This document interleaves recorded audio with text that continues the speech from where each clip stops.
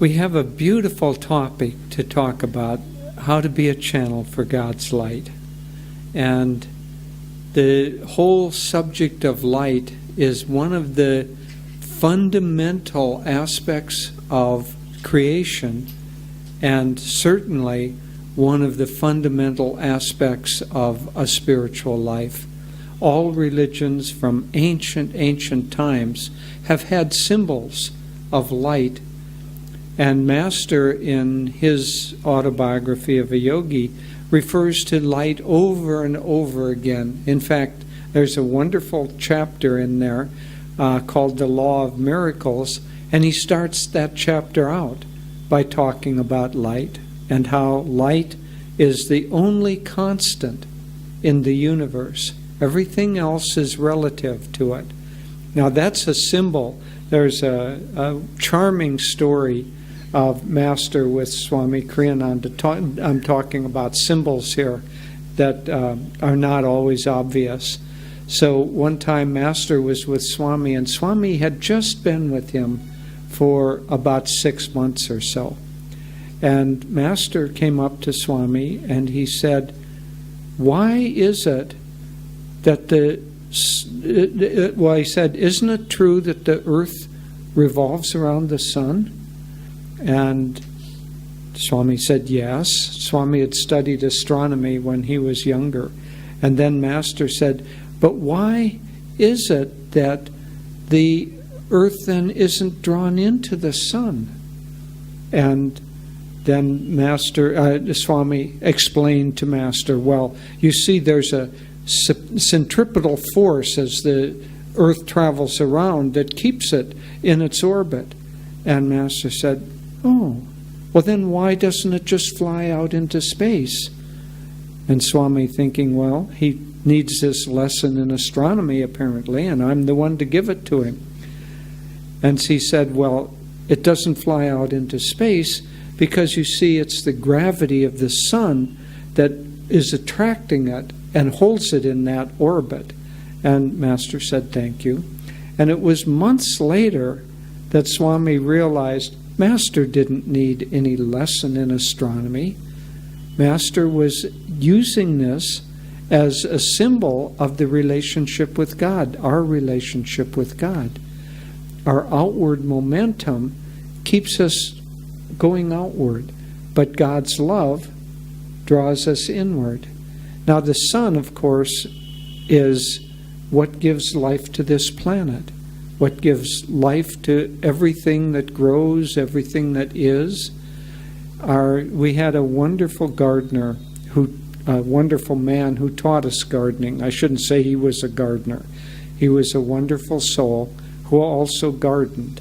And he said that all life on earth is made practical, made possible by the interaction of the rays of energy that come from the sun and the first few centimeters of soil and the organisms that grow in that first few centimeters. And the trees and the grasses and all things draw their sustenance from that. So in a certain sense, our physical bodies are simply the solidified form of the sun's rays, because that's what animates and makes all things possible. But Master said something that I found absolutely fascinating. He said that the sun is a symbol of the spiritual eye. He didn't put it the other way. He didn't say the spiritual eye was a symbol of the sun. The sun is a symbol of the spiritual eye. And so the spiritual eye represents the light of consciousness that is within us. But it's also consciousness that creates the sun. And so that consciousness is more fundamental. The astronomers, the big telescopes that look out, they're always looking for nova or exploding stars. And someday our star will wink out of existence. But the light of consciousness that we see at the spiritual eye that is eternal. And so it is more fundamental than the physical light of the universe. And we think that because we see things and light is there and we are able to perceive and figure out things and discriminate, we think that all of that mental activity is what's important. But in fact, the mind, we think that the mind produces consciousness.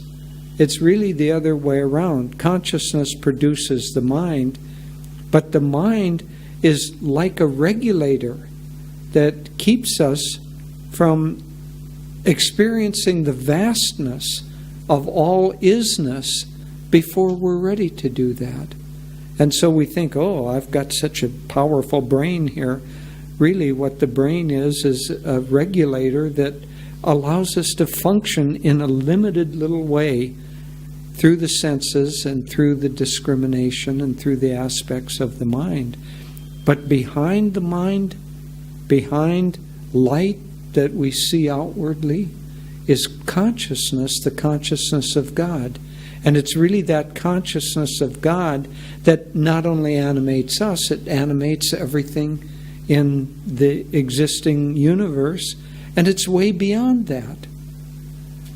It takes only a small part of the vast consciousness of God, maybe 1%, and that is what creates the whole of the known universe. Just as when we dream at night, we create a universe at night through our dreams, and it takes only a small part of our consciousness to carry that on. The rest of us, we're in sleep, we're in, who knows what we're doing. We're traveling in the astral planes, we're having marvelous adventures, but the brain isn't aware of it, so we think it doesn't exist.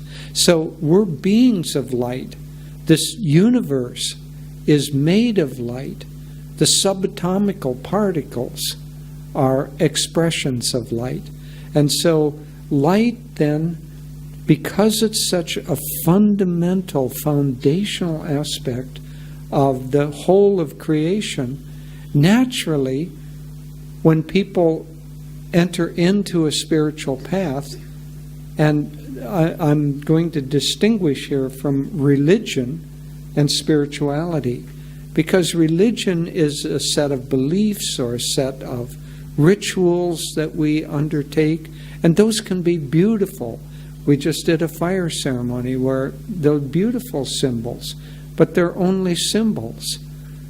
Behind the symbols is the reality. So I would say that spirituality could be defined in one way by the search for ultimate truth or ultimate verities. That's the way that Master starts the autobiography of a yogi.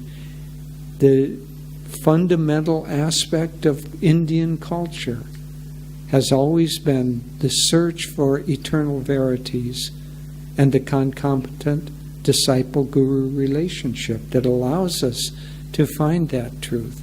And so that search for truth has to get behind outward appearances. You know, the light of the sun, that's ultimately what's allowing us to see when we're outside. But all that is light bouncing off of the surface of things.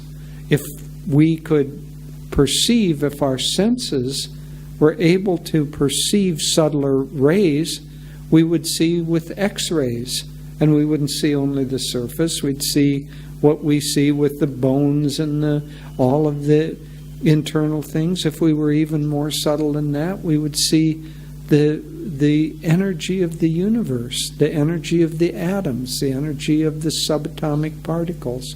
I saw one time a video, I'm not sure how they captured it, but it was from a lab at MIT, and they somehow had a camera that was able to capture the emanations of magnetism.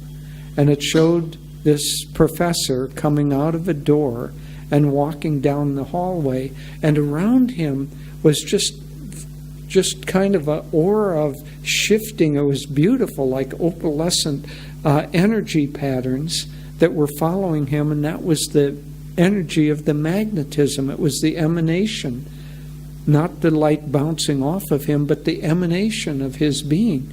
So we emanate the light that is within us, the light of consciousness. Yoganandaji said to his disciples, I see you all as light. You have no idea how beautiful you are. And so we're all beings of light. Now the question comes, how do we share that light with others? Because if you think about physically, just physically, how light is produced, you have to take something, and by raising the energy in that something, today we had a fire ceremony, so we took some wood, and by raising the temperature, what we did was we raised the temperature high enough so the chemical bonds of those molecules in the wood were raised, and the chemical bonds began to break apart, and as that happened, the energy was emitted, and we saw that as light. The sun works with nuclear energy, atomic energy, and so to emanate or emit light, we have to raise the energy. And in meditation, that's what we do. One of the fundamental aspects of our path.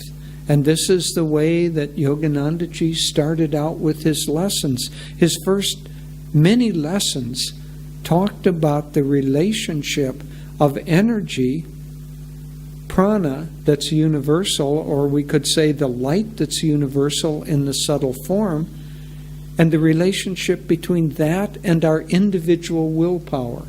And by our individual will, he said, many of you who are his students have heard the law of that he said, the greater the will, the greater the flow of energy. And so by our willingness, by our enthusiasm, by our intention, that energy flows, and it's like a rheostat. We can turn that up and make the light brighter, or we can dim it and make the light dimmer.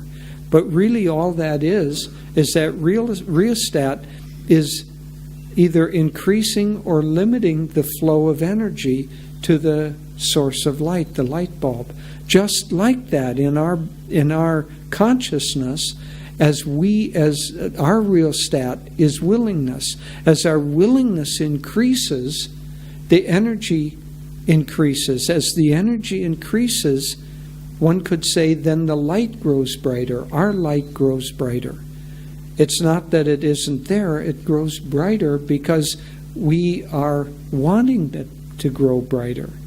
And when that light grows brighter, also the magnetism grows brighter. And sometimes that increased energy, increased brightness of a person, the aura of a person, just as that magnetic aura around that professor at MIT, there's an aura of light that is around us. And some people are perceptive. That's why in religious paintings you see a circle of light around that designates a saint, because he's emanating that light. We just, looking at our friends here who we were just with in Assisi, and there's the great saint of Assisi, St. Francis. One evening, he was meeting with kind of his female counterpart, Santa Chiara, St. Clare. And so St. Francis started the order for the men, and St. Clare the order for the women. And they were meeting in the evening, and the people of Assisi thought there was a fire in the forest. And they came running to put out the fire. And it was St. Francis and St. Clare having a meal together. And that energy of their sanctity could be seen by the villagers. One time, Devi and I and a few others were walking with Swami in Los Angeles. There was an area that he liked to walk because it was flat and there were shops on one side. This was when his body was older and he had difficulty walking. And so he enjoyed walking down in this area, and he could look in the shops and once in a while go in. And we walked down about 2 blocks on one side and then crossed the street and came back to where the car was parked. And as we were coming back, he saw this store that had beautiful little cups and bracelets and silk scarves and so on. And he loved beauty. That beauty is an aspect of sanctity. And so he was attracted to beautiful things. Not that he wanted the things. One could say he feasted on the beauty of God's expression in things. And so we went into this store, and this woman said, "Oh, I was so hoping you would come into our store." And Swami was a little nonplussed. I mean, you don't normally get greeted in that way. He said, "Well, why?" And she said, "I was watching you and your group walk down the street, and there was an aura of light around you, and I could see it all the way down the street, and then as you came back, I was so hoping you would come into my shop, bring that light into my shop." And so, what was that light in Swami? What is that light in any great consciousness, any great saint? It is really the desire and the intention to be a channel for God's light or one of the other qualities of God. See, God manifests himself not only as light, but also as sound. And in fact,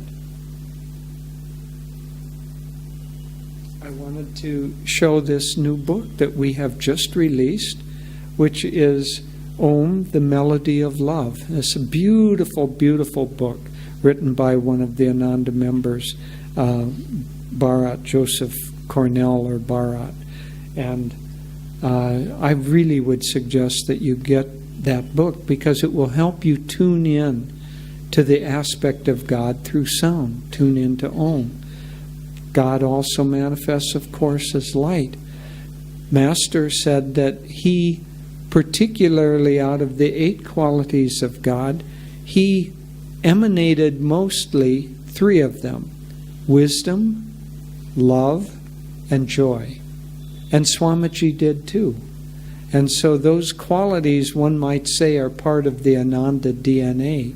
But coming back to the intention and our will, if we want to express the qualities of God, they're already within us. It's not as if we have to go get them. It's not like rice that you have to go buy, and if you want to distribute it, you have to go buy at a warehouse and then give it to people. Those qualities are already within us. And all we have to do is want to share those qualities with others.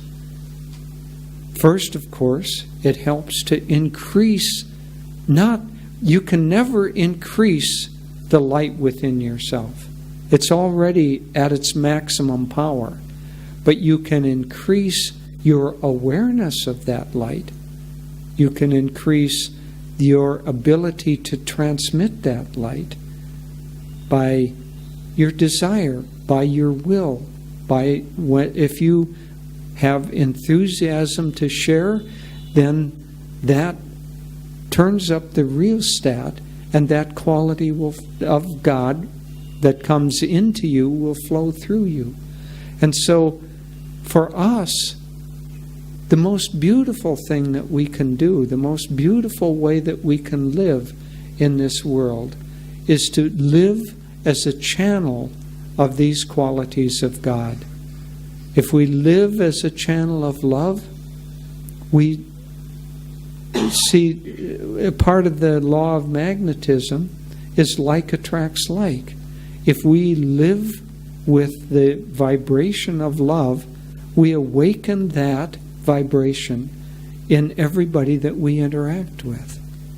And so, if we live with any of these qualities of God and consciously try to do our best to be channels for those qualities, then we awaken those qualities in everyone we meet, and the world is uplifted to that extent. And also, we are uplifted to that extent. Master also said that the channel is blessed by that which flows through it. So, if we want to be a channel of light, we already have the light within it. All it takes is us wanting to do that and offering that light. I'll just end with a wonderful little story of Master. He was with someone, and actually with this disciple who was a Bengali and kind of often argued with Master and had a kind of a interesting relationship. And so Master was talking about one of the qualities of sanctity that he expressed, or I'm not sure what the conversation was, but this man said, "Oh, that's easy for you to do, Master, but I can't do it. I need your blessing in order to do that." And Master said, "God's blessings are there already. My blessings are there already. It's your blessings that are lacking."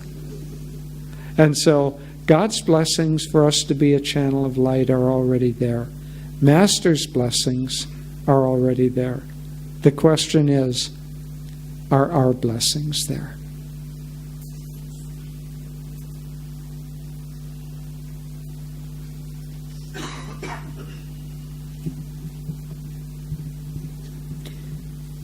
Namaste.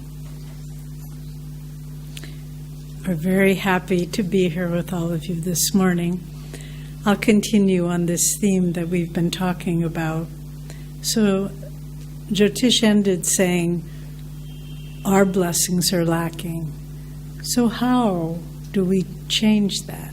How do we bring our blessings to the process of becoming a channel for God's light? But there are certain points that we can focus on. The first is the attitudes that help us to diminish the ego, to diminish the little self. And so often when people, even in the life of Lahiri Mahashaya, the great avatar, Yogavatar, incarnation of yoga, when Sri Yukteswar was with him, and one of his friends was very ill, Sri Yukteswar's friends, he said, "Oh, Master, you are so great. Can you heal my friend?" We read this in Autobiography of a Yogi. And Sri Yukteswar said, "I can't heal him." Lahiri said, "I can't heal him. I have no power." And Sri Yukteswar was sort of fumbling for where to go then, and he said, "Oh, no, Master, but God through you can heal." And Lahiri said, "Oh, well, that is different, of course." And he prayed for the friend, and the friend was healed. So the first right attitude in the practical expression of being a channel for God is that sense of deep humility, that we can't heal anyone. If an avatar would say that, then we need to understand, because we teach Master's healing techniques, and he gave them to us, specific techniques for healing others. But if we interfere with that through our own sense of self-importance, "Oh, I am a healer, I have this technique, I can heal you," it impedes the flow of light through us. So, and on the other hand, the other balance, that's the beauty of spiritual teachings. It's always a balance. It's never black or white, but it's that beautiful wisdom that lies between the poles of opposites. And if we say, "Oh, I'm nothing, look at me, I I have wrong attitude, I don't meditate enough, how can I be a channel for God's light? That interferes too, because what are we thinking of? We're thinking of the self. And so what we want to do, that's why we read the affirmation on humility. Humility is self-forgetfulness. I'm neither exalted nor am I abased. I am merely God's child. And this is how Swami Kriyananda, who we met him, I was 22, Jyotish was 24, and he trained us our whole life, shaped us. But he would give us more and more responsibility, more and more things to do. But he always treated us just as divine children, never with any sense, well, you are important, or you know, I'm giving you this title, or it just was, forget yourself. Just let God come through you. And so if we can do that, let's think of the word channel, because we're speaking of being a channel for God's light. What is a channel? It's a vehicle through which something can move. And we can think of, in the terms of water, we can think of a hose that has a little amount of water that can go through it. And if the inside gets clogged up with mud and debris, then not much water can come out. That's the egoic person who says, well, I'm full of myself. And if you're full of yourself, then not much can come through of God, can it? And then we can think of a small stream, and a certain amount of water can go through that.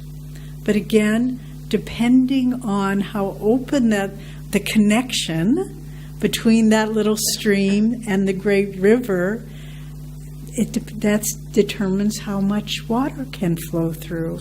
So if we have a strong connection with the divine source, with God, that we experience in meditation, then a lot of energy, a lot of light can come through. But if the connection isn't so strong, then it's just a little rivulet that can dry up in the plains. But then there's the big, mighty rivers of this world, the Ganga and Saraswati and the Nile and the Amazon, big rivers through which great channels. And the power washes away all the debris that lies in them. And these great rivers, using the analogy of rivers being a channel, and we as being channels of light, if we allow, like those great rivers, the light of God to flow through us, the great rivers are what sustain the life on this planet, as well as we were sharing the microorganisms and the sunlight. But without the water, that interaction couldn't happen. And so if we want to be channels, we have to have that strong connection with the source. We have to get the ego out of the way, the debris of self-awareness and importance, and we need just to let the banks of our consciousness be as wide as we can let them be. Door of my heart, open wide I keep for thee. And this is what we need to do, to let that light flow through us. But we also need to remember in this that to really be a powerful channel for God's light in this world. And we were speaking yesterday with some of you about the need for God's light in this world now. Yesterday we had a satsang in the morning in Gurgaon and one in a small satsang here. And it was interesting because at both of those satsangs the same question was asked. With all the spiritual teachings and interest in the world, why is there still so much darkness? And we can think of this as our opportunity to be channels for our Guru's light in the world right now. The world very much needs the light. This is a time it's a battlefield between light and darkness. And we who have been so enriched and blessed by the teachings of our great masters, we need to find ways to be a channel. But the second important part is never to serve in obscurity. The true channels of light don't make a big fuss about it. Master, when he was living, Guru Deva, when he was living in Los Angeles, he called Los Angeles the Benares of the West. He said, which, if you go there now, it's hard to see, but I trust my Guru's words. But he said in the past, great sages lived there, in the far distant past. So when I go there, I try to tune into that level. But Master would go to very bad parts of Los Angeles where there were nightclubs and bars and everything, not for his own enjoyment, but he would walk up and down those streets. His disciples told us, just walk up and down and try to, and no one knew who he was. He didn't make an announcement about it, but he was trying to bring light into those poor souls that were caught in darkness and drinking and so forth, to serve without any notice. Again, it gets the self out of the way, and all that is there is God's light. There was a story that I was so inspired by hearing of a saint who practiced deep devotion and meditation for many years. And then the Lord appeared to him and said, my child, your devotion has pleased me very much, and I want to grant you any boon you would ask for. And he very humbly said, my Lord, I ask nothing of you, but in my wanderings as a sadhu, wherever I go, wherever my shadow falls, whoever it touches, may that person be healed or blessed or find peace, but may I never know. What a beautiful prayer. That's the purest kind of being a channel for God's light, where you never know. Swami Kriyananda, it was very interesting in the later years of his life, because many people talked about healings and prayer and dreams that they had of him. And when we would ask him about it, he said, I'm not aware of this. But there was one dear woman, part of our Noida group. She was an older woman. Her name was Malka. And she was visiting, she came on a pilgrimage with Daya and Keshava to America. But then she went off to visit her sister in New York. And they were elderly women, and they were walking around. But Malka, at one point in her trip, she fell, and she shattered her arm very badly. She was in a lot of pain, and they took her to the hospital, and the doctors were a little discouraged. They said the shattering of the bone is so bad, we don't know if we can save the arm. We may need to amputate the arm. Malka was very frightened. She told us this story. And it was the night before the surgery, and she was frightened and in pain and alone in a strange country. And then she finally kind of drifted off to sleep, and Swami came into her room. He was in California at the time, and he came into her room, and he took her and held her, and he said, don't worry, Malka, you'll be just fine. And then she felt such peace. She went into a deep sleep, and they took her to the surgery. Everything went beautifully. They were able to repair it. And when she told us this story, she was back in Noida. It was some months later, and she said, see, everything's just fine. And she waved her arm around. We said, Swami, what happened? He said, I have no knowledge of this. But that's when the soul is filled with light, whether we're aware of it or not, like that sadhu, wherever he went, his shadow healed people. And when we become filled with light, whether we're aware of it or not, everyone who comes around us feels uplifted or peaceful or blessed or healed, whatever it might be. But the secret of it all, just as those great rivers that flow from the Himalayas or wherever their source is, we have to be connected to the source. And that source is God and Guru. And the more we can say, Lord, someone asked us yesterday, what is the purpose of this life? Why are we here? The purpose of our life, truly, is to be channels for God's light. Nothing else is important. We may achieve success and fame. We may have a happiness and fulfillment in our life, or not. Maybe all the opposite. But it doesn't really matter. If we can be a channel through humility, self-forgetfulness, attunement with our gurus, if that is a life that God has given us to discover how we can be more and more clear channels for God's light. Each one of us. Don't pull back from the light and hide in the shadows. You'll never find yourself there, and you'll never find happiness there. Step forward into the light and say, yes, Master, I will let your light flow through me in whatever way you choose, to whoever you choose to bless.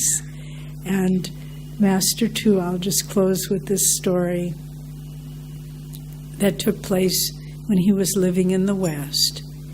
He had a very dear disciple, a Western man, whose wife was critically ill. And the man came to Master and said, please, Master, heal her, heal her. And he said, I'm sorry, but God doesn't tell me to do this. And the woman was getting sicker and sicker, and the man came again, please, sir, won't you come heal my wife? And Master said, I'm so sorry, but I only do God's will, and I don't feel God's will to do this. And then the woman died. And then Master called the man, and he said, now I feel it is God's will to come heal her. And he said, but sir, she's died. Don't be afraid. God wants you to know who you really are. He wants you to feel that you are his child and that you can be his instrument in the world. This is the purpose for which we have come.